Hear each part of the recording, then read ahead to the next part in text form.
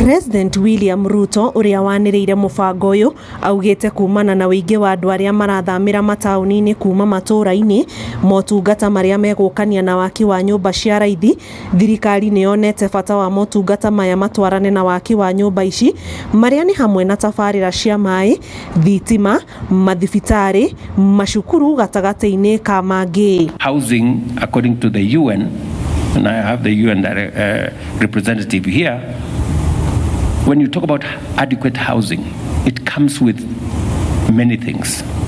It must give dignity, it must be sustainable, it must be livable. And that's why roads are necessary, social infrastructure is necessary, hospitals are necessary, schools and markets. President arĩtio mwena wa Naivasha kũrĩa kwĩna ikereka rĩa kerĩ rĩa kĩgomano gĩa thikũ ithatũ gĩa gũcirĩra ũgacĩrithia wa mataũni na kĩrĩa kĩhanĩkaga o mwaka.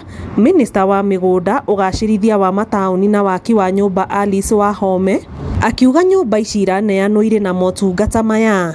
Once you bring 1,000 people, not 1,000 units, multiply by a minimum of 4, those would be 4,000 people.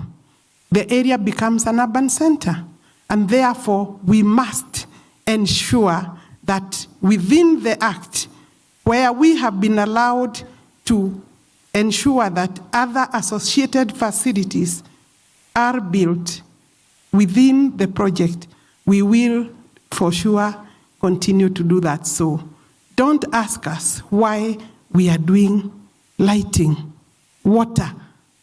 Hello, Allah? It doesn't make sense to do a house and walk away. And we will continue to engage with stakeholders so that they can understand why this is necessary.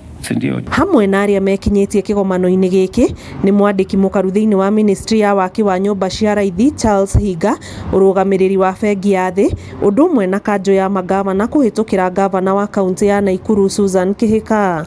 Ngĩribotera Inooro TV, njĩtagwo Ani Ngigĩ Wanyamũ.